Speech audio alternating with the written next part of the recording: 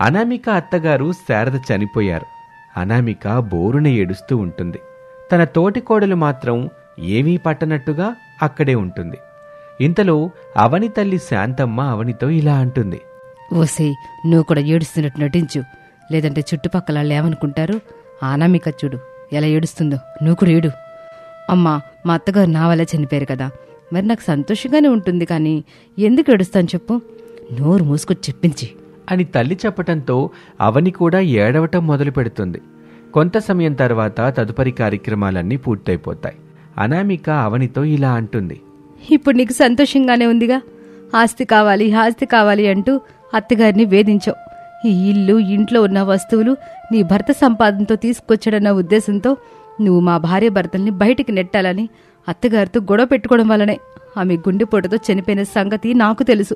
ఈ విషయం నీ భర్తకు కానీ నా భర్తకు కానీ తెలిస్తే అసలు నువ్వు బ్రతికే ఉండవు. ఆయన ఇంట్లో నుంచి మీరు వెళ్ళండి అని నాతో చెప్తే మీరు సంతోషంగా వెళ్ళిపోయేవాళ్ళం కదా. ఇలా ఒక మనిషి ప్రాణాలు తీయాల్సిన అవసరం ఉండదుగా. ఆ మాటలకు అవని చాలా కోపంగా ఇలా అంటుంది. చూడు, నువ్వు అనుకున్నట్టు అత్తగారు నేనేం చంపలేదు, కేవలం మిమ్మల్ని బయటికి పంపించమని చెప్పాను. దాని దగ్గర చిన్న గొడవైంది. ఇంతలో ఆమె గుండెపోటు చనిపోయింది. దానికి కారణం నేనెలా అవుతాను? జరిగిన దాంతో నాకు ఎటువంటి సంబంధమూ లేదు. ఇక మీరు దీని గురించి వదిలేసి మీ దారిన మీరు ఆ గడ్డింటికి వెళ్తే మంచిది. ఇక్కడ ఉండాల్సిన అవసరం కూడా మాకు లేదు, మేము వెళ్తాం అని అనామిక అంటుంది. తన భర్త రాగానే తనకి ఏదో ఒకటి చెప్పి అక్కడి నుంచి బయటకు తీసుకుని వెళ్ళిపోతుంది. ఇక భార్యాభర్తలిద్దరూ కూడా గడ్డింట్లో నివాసం ఉంటున్నారు. ఇక అది వేసవికాలం. అవని తన తోటికోడలు ఇంట్లో నుంచి వెళ్ళిపోయిన తర్వాత ఇంటికి కావాల్సిన వస్తువులన్నీ కూడా ఏర్పాటు చేసుకుంటుంది. వేసవికాలం కావటంతో అవని ప్రశాంతంగా ఏసీని వాడుకుంటూ సంతోషంగా గడుపుతూ ఉంటుంది. ఇదంతా ఇలా ఉండగా గడ్డింట్లో ఉంటున్న వాళ్ళు ఏసీ కంటే మరింత చల్లగా ఇంట్లో ఉంటారు. ఎందుకంటే అత్తగారి ఆత్మ ఆ ఇంటి చుట్టూ తిరుగుతూ వాళ్ళకి నష్టం కలిగించకుండా ఆ ఇంటిని ఒక మాయా గడ్డి ఇంటిగా మార్చేస్తుంది అత్తగారి ఆత్మ. అప్పుడు అనామిక తన భర్తతో ఇలా అంటుంది. ఏమండి, ఏంటో ఉన్నట్టుండి మన ఇల్లంత ఇంత చల్లగా మారిపోయింది. ఏం జరిగిందంటారు? అసలు నాకేమీ అర్థం కావడం లేదు. మనం వేసవిలో ఎక్కడికన్నా వెళ్ళాలనుకున్నాం కదా, కానీ ఇప్పుడు ఎందుకు ఇలా జరిగింది? నాకేమీ అర్థం అవ్వట్లేదండి. నాకు కూడా ఏమీ అర్థం కావట్లేదు అనామిక అని రమేష్ చెప్తాడు. అలా వాళ్ళిద్దరూ మాట్లాడుకుంటూ ఉంటే శారద ఆత్మ అలా తిరుగుతూ వాళ్ళని చూసి సంతోషపడుతూ ఉంటుంది. చాలా సమయం తర్వాత శారద స్నేహితురాలు కాంతమ్మ అనే మహిళ అనామిక వాళ్ళ దగ్గరికి వస్తుంది. అమ్మా, నా స్నేహితురాలు చనిపోయినప్పుడు నాకెందుకు కబురు పంపలేదు? ఓ మా ఆడ చెప్తే నేను చివరి చూపు చూసుకునేదాన్ని కదమ్మా. ఇప్పుడైనా నాకెవరో చెప్పారు కనుక అంత దూరం నుంచి వచ్చాను. అప్పుడు ఆ సమయంలో అలా అయిపోయిందిలే పిన్ని. అయినా మీరు ఆ ఇంటికి వెళ్లకుండా ఈ ఇంటికి వచ్చారేంటి? ఆటో ఓడు సరాసరి ఇక్కడ తీసుకొచ్చాడమ్మా. నేను ఆ ఇంట్లో వెళ్తానంటే అనామిక అక్కోళ్ళు ఈ ఇంట్లో ఉంటున్నారని చెప్పాడు. ఇంకిక్కడికే వచ్చాను. అయినా మీరు లంకంత ఇంటిని వదిలిపెట్టి ఈ ఇంట్లో ఉంటున్నారేంటమ్మా? అందుకు అనామిక జరిగిన విషయం అంతా చెప్తుంది. అది విని కాంతమ్మ చాలా బాధపడుతుంది. ఇక రమేష్ తన మనసులో ఇలా అనుకుంటాడు. ఇంత జరిగిందా? నాకు అసలు ఒక్క మాట కూడా చెప్పలేదు. ఆస్తి కావాలని అడిగితే మేమే ఇచ్చేవాళ్ళం కదా. మా అమ్మని అడగటం ఎందుకు? ఆమెను ఇబ్బంది పెట్టి ఆమె ప్రాణాలు తీయటం ఎందుకు అని తనలో తాను బాధపడతాడు రమేష్. ఇక ఇదంతా ఇలా ఉండగా కాంతమ్మ అనామికతో ఇలా అంటుంది. మా మావయ్య కూడా అక్కడే ఉంటున్నారు, వెళ్ళి పలకరించి రండి పిన్ని అని చెప్పటంతో ఆమె సరే అంటుంది.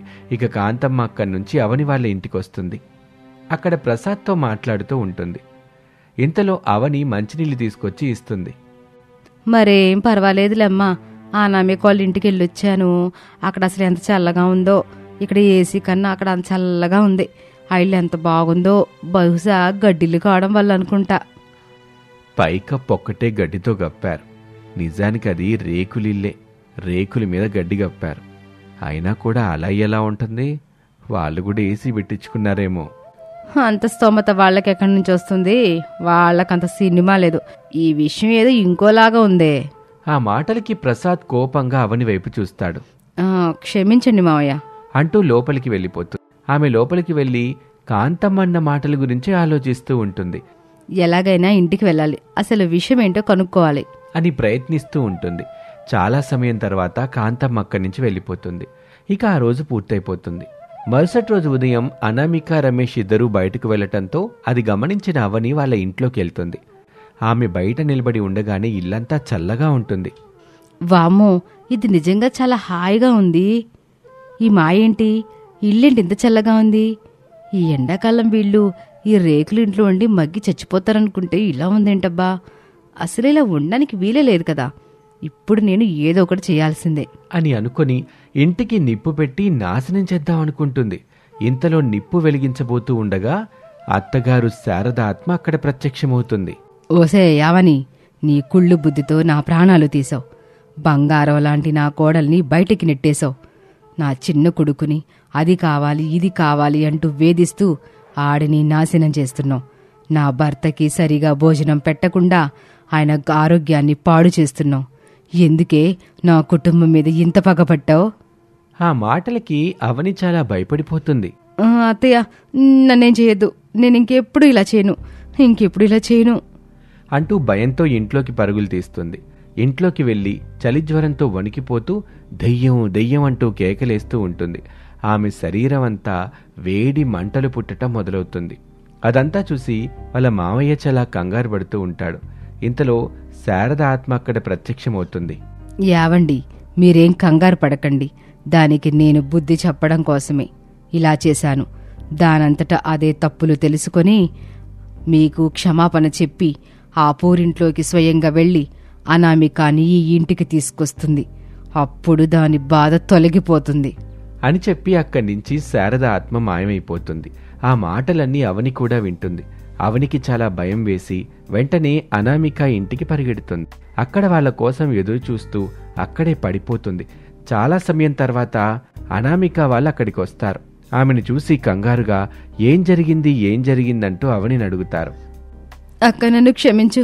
నేను కావాలని మిమ్మల్ని బయటికి నెట్టేశాను. ఈ ఒంటి మంటలు తట్టుకోలేకపోతున్నాను.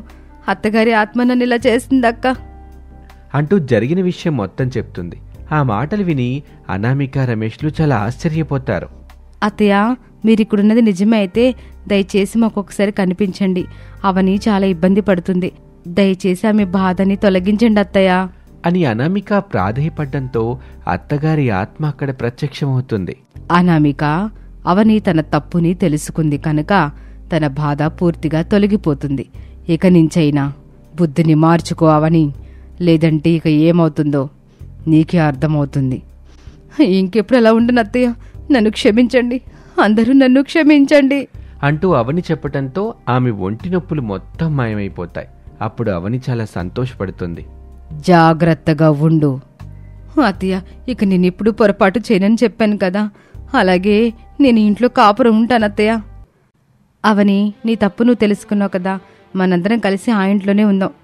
లేదక్క, నువ్వు ఇన్ని రోజులు ఇక్కడ నష్టపడ్డావు, ఎక్కడైతే కష్టపడ్డావో, ఏదైతే నువ్వు అనుభవించావో అవన్నీ నేను కూడా అనుభవించాలి కదా. కాదనకండి, నేను ఇలాగే భావిస్తున్నాను. ఇందులో నా నిర్ణయంలో ఏ మార్పు లేదు. కొన్ని రోజులు ఇక్కడే ఉన్న తర్వాత అప్పుడు నేను అక్కడికి తిరిగి వస్తాను. నీ పంతం నీదే అయితే నా పంతం కూడా నాదే. ఇక్కడే అందరం కలిసి ఉందాం. నిజానికి ఆ ఇంట్లో కంటే ఈ ఇంట్లోనే బాగుందని అందరూ అంటున్నారు కదా. అలా అయితే అందరం కలిసి ఇక్కడే ఉందాం. ఎందుకంటే అమ్మ తన మాయాశక్తితో ఈ ఇంటిని చల్లగా ఉండేలా చేసింది. కొంచెం కష్టమైనా మనం ఇక్కడే సర్దుకొని ఉంటే బాగుంటుంది. ఆ మాటలకి అందరూ ఒప్పుకోవటంతో అందరూ కలిసి అక్కడే జీవించటం మొదలు పెడతారు. అదంతా చూసిన శారద ఆత్మ సంతోషంతో అక్కడి నుంచి మాయమైపోతుంది. ఇక ఆ కుటుంబం అంతా ఎండగా ఉన్న సమయంలో ఆ గడ్డింట్లో ఉంటారు. ఇక రాత్రి సమయంలో అందరూ కూడా మేడ మీద గాని లేదా ఇంట్లో గాని విశ్రాంతి తీసుకుంటూ కాలం గడుపుతూ ఉంటారు. ఇది వాల్టి కథ. మరొక ఆసక్తికర కథలో మళ్ళీ కలుద్దాం. నమస్తే. అనామిక అవని ఇద్దరు కూడా ఇంటి పని మొత్తం చేసుకుని ఒక చోట కూర్చుంటారు. అక్క, మనమ్మ నాన్న ఇలాంటి పేదింటికి వెళ్తే మీరు కష్టాలు పడతారమ్మా, వద్దమ్మా, మంచి సంబంధం చూసి మేమే మీకు పెళ్లి చేస్తామంటే మనమేమో వాళ్ళ మాట వినకుండా ప్రేమ పెళ్లి చేసుకున్నందుకు అనుభవిస్తున్నాం. అవును చెల్లి, మన ఇంట్లో ఉన్నప్పుడేమో మహారాణిలాగా బ్రతికేవాళ్ళం. నీకొక పని మనిషి, నాకొక పని మనిషి ఉండేది. ఇక్కడ ఇద్దరము పని మనుషుల్లాగానే గొడ్డు చాకరీ చేయాల్సి వస్తుంది. దీనికేమైనా పరిష్కారం ఉంటే చెప్పక్క. అన్నీ తెలివితేటలే ఉంటే ఈ ఇంటికి ఎందుకు కోడలుగా వస్తాం? మనకి ఇప్పుడు సలహా చెప్పాలంటే అమ్మ ఒక్కతే సరైన మార్గం. అమ్మకి ఫోన్ చేసి జరిగిన విషయం అంతా చెప్దాం. తనే ఏదో ఒక సలహా చెప్తుంది. అని అనుకొని తమ తల్లి శాంతమ్మకు ఫోన్ చేస్తారు. ఇంట్లో వాళ్ళు పడుతున్న కష్టాల గురించి చెప్తూ ఉంటారు. అత్తగారింట్లో ఏసీ లేదు, కూలర్ లేదు, ఫ్యాన్ సరిగ్గా తిరగదు, అన్నిటికీ మేమే పని మనుషుల్లాగా పనిచేయాలంటూ అక్కడ జరుగుతున్న విషయమంతా ఏడుస్తూ బాధపడుతూ చెప్తారు. ఆ మాటలన్నీ విన్న శాంతమ్మ మొదట్లో కొంచెం కోపం తెచ్చుకొని ఇలా అంటుంది. నా మాట వింటే మీరు ఇక్కడ ఎలా అయితే ఉన్నారో మీ మెట్నింట్లో కూడా అట్టాగే ఉండేవాళ్ళు. సర్లే, జరిగిన దాని గురించి ఆలోచించి ఏం ప్రయోజనం? జరగాల్సింది చెప్తాను వినండి అంటూ వాళ్ళకి ఏదో చెప్తుంది. ఆ మాటలు విన్నవాళ్ళు సరేనమ్మా అంటూ చెప్తారు. ఇక ఆ రోజు గడిచిపోతుంది. మరుసటి రోజు అత్తగారు పూల దుకాణానికి వెళ్లే సమయానికి ఇద్దరు కోడళ్ళు కూడా నిద్రలేవలేదు. అది చూసిన అత్తగారు, ఏంటి ఈరోజు ఇద్దరు కోడలు నిద్ర లేవలేదు, ఏమై ఉంటది అని మొదటగా అనామిక గదికి వెళ్తుంది. అనామిక అత్తగారిని చూసి చూన్నట్టుగా అలాగే నిద్రపోతూ నటిస్తుంది. ఏమైందమ్మా నామేక, ఒంట్లో బాగలేదా? లేదత్తయ్య, నాకు ఒంట్లో అస్సలు బాగాలేదు. అందుకే నేను కొంచెం విశ్రాంతి తీసుకుందాం అనుకుంటున్నాను. ఏమైనా పనులుంటే మీరే చేసుకోండి, దయచేసి తప్పుగా అనుకోకండి. అయ్యయ్యో, అదేం లేదమ్మా, నువ్వు విశ్రాంతి తీసుకో అని అక్కడి నుంచి చిన్న కోడలు అవని దగ్గరికి వెళ్తుంది. అవని దగ్గరికి వెళ్ళినా కూడా అవని కూడా అచ్చం అనామికలాగానే ఇంట్లోనే పడుకొని ఉంటుంది. యా అమ్మ అవని, నీకు కూడా ఒంట్లో బాగలేదా? ఏంటత్తయ్య నీకు కూడా అంటున్నారు? కొంపదీసి మీకు కూడా ఒంట్లో బాగోలేదా? నాకు బాగానే ఉందమ్మా, మీ అక్కకి బాగోలేదంట. సర్లే, ఇద్దరూ విశ్రాంతి తీసుకోండి అని వాళ్లతో చెప్పి ఇంటి పని మొత్తం అత్తగారే చేస్తుంది. అలా ప్రతిరోజు ఏదో ఒక సాకు చెప్తూ అత్తగారి చేత పనులన్నీ చేపిస్తూ ఉంటారు వాళ్ళిద్దరూ.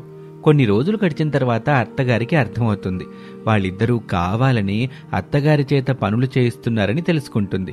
అయినా సరే ఆమె ఏమీ పట్టించుకోకుండా వాళ్లతో నాకేం పని లేదన్నట్టుగానే తానే ఉదయాన్నే నిద్రలేచి పనులు మొత్తం చేసుకుని దుకాణానికి వెళ్ళిపోతుంది. సరిగ్గా ఇలా 2 నెలలు గడిచాయి. ఒకరోజు అక్కా చెల్లెలిద్దరూ ఈ విధంగా మాట్లాడుకుంటూ ఉంటారు. ఏంటవని, అత్తగారు మనం సరిగ్గా పనిచేయడం లేదని ఏదో ఒక సాగు చెప్తున్నామని మనతో గొడవ పడకుండా అంపెనాం చేసుకుని వెళ్ళిపోతుంది. ఇలా అయితే అమ్మ చెప్పినట్టు అసలు జరగదు. నిజమేనక్క, నాకు కూడా అదే అనిపిస్తుంది. ఏదేమైనా అత్తగారికి కొంచెం ఓపిక ఎక్కువే. ఇలా అయితే కష్టమైపోతుంది. ఇదే విషయాన్ని అమ్మకు చెప్దాం, అప్పుడు అమ్మ ఏం సలహా ఇస్తుందో దాన్ని బట్టి ఆలోచించుకుందాం అని అనుకుని ఇద్దరూ తిరిగి వాళ్ళమ్మకు ఫోన్ చేస్తారు. ఇక జరిగిన విషయం అంతా అమ్మతో చెప్తారు. వాళ్ళమ్మ శాంతమ్మ మళ్లీ వాళ్ళని తిడుతూ ఇలా అంటుంది. ఒక్క పని సరిగ్గా చేత కాదు మీకు. ఏం చెప్పినా దానికంత రివర్స్ గానే చేస్తా ఉంటారు. సర్లే, అదేదో అయిపోయింది కదా, నేను ఇప్పుడు చెప్తాను కదా, అట్లా చేయండి ఇప్పుడు అంటూ మరొక సలహా ఇస్తుంది. అది విని వాళ్ళు సరే అని చెప్తారు. ఆ రోజు గడిచిపోతుంది. ఆ మరుసటి రోజు ఉదయం వాళ్ళలా నిద్రపోతూ ఉండగా రమేష్ అనామిక దగ్గరికి వస్తాడు. అనామిక, 2 నెలల నుంచి చూస్తున్నాను, నీ ప్రవర్తన ఏమీ బాలేదు. మా అమ్మ చేత పని మొత్తం చేపిస్తున్నావు. నేనన్నీ చూస్తూనే ఉన్నాను. ఏంటి విషయం? విషయమేముంది, మేం బాగా డబ్బున్న కుటుంబం నుంచి వచ్చిన వాళ్ళం. మాకు అక్కడ అన్ని సౌకర్యాలు ఉన్నాయి. మాకు పనిచేయడానికి 2 పని మనుషులున్నారు. ఇక్కడ మాత్రం మేమే పని మనుషులాగా పనులు చేసుకోవాలి. ఒక్క సౌకర్యం లేదు ఇంట్లో. బట్టలు ఉతకడానికి వాషింగ్ మెషిన్ లేదు. కూల్ వాటర్ తాగుదామంటే కుండలో నీళ్ళు తాగాలి. చల్లగాలి కోసం ఏసీ ఉండదు. ఫ్యాన్ వేసుకుంటే వేడిగాలి వస్తుంది. ఇక్కడ ఉండడం నాకు ఇష్టం లేదు. మనందరం మా అమ్మ వాళ్ళ ఇంటికి వెళ్దాం, అక్కడ మనం హ్యాపీగా ఉండొచ్చు. ఆ మాటలకి రమేష్కి చాలా కోపం వస్తుంది. మనిద్దరం కాదు, కావాలంటే నువ్వు హ్యాపీగా మీ పుట్టింటికి వెళ్ళిపో. నీకు విడాకులిచ్చి నేను వేరే పెళ్లి చేసుకుంటాను. ఆ మాటలు వినగానే అనామిక చాలా కంగారు పడిపోతుంది. వాళ్ళ మాటల్ని చాటుగా వింటున్న అవని భయపడిపోతూ, మా అమ్మ మా అత్తగారితో గొడవపడి ఎలాగైనా మా భర్తల్ని ఇల్లరికం తీసుకురమ్మని చెప్పింది. కాని వీళ్ళు మాత్రం రివర్స్లో మాకే విడాకులిచ్చేలా ఉన్నారు. ఎందుకొచ్చిన గొడవ? నేను మాత్రం మా అక్కలాగా ఆయన చేత అసలు తిట్టించుకోను, వెంటనే పనులు చేసుకుంటాను అంటూ చాలా హడావిడిగా అత్తగారి దగ్గరికి వెళ్తుంది. అత్తగారు పని చేస్తూ ఉంటారు. అత్తయ్య, మీకెందుకు శ్రమ, నేను పని చేస్తానులేండి. ఇన్ని రోజులంటే నాకు కొంచెం ఒంట్లో బాగోలేదు. ఇప్పుడు బాగానే ఉంటుంది కదా, నేను పని చేస్తాను అత్తయ్య. వద్దులే అమ్మా, నేను చేసుకుంటున్నానుగా. అప్పుడే మహేష్ అటుగా వెళ్తూ ఉంటాడు. అవని మహేష్ని చూసి, ఎవండి చూడండి, అత్తయ్య నేను పని చేస్తానంటే వద్దంటున్నారు అని పెద్ద పెద్దగా మాట్లాడుతుంది. ఆ మాటలన్నీ అనామిక వాళ్ల దాకా వినబడుతూ ఉంటాయి. అనామిక వాటిని విని తన మనసులో, ఏంటిది ఇలా ప్లేట్ మార్చేసింది? చూడు, మీ చెల్లెల్ని చూసి బుద్ధి తెచ్చుకో. ఎక్కడైనా నీ బుద్ధి మార్చుకుంటే చాలా బాగుంటుంది, లేదంటే చాలా ఇబ్బంది పడాల్సి వస్తుంది. అర్థమైందా నీకు? నాకు అర్థమైందండి. ఇంకెప్పుడు కూడా నేను ఇలా ప్రవర్తించను. ఇప్పుడే అత్తగారి దగ్గరికి వెళ్తాను అంటూ అత్తగారి దగ్గరికి బయలుదేరుతుంది. అమ్మా, అవని పనిచేస్తుందని చెప్తుంది కదా, నువ్వు దాని గురించి వదిలే అమ్మా, తనని పనిచేయనివ్వు. ఆ మాటలకి అప్పుడే అక్కడికి వచ్చిన అనామిక, అవునత్తయ్య, నేను కూడా మీకు సహాయం చేస్తాను.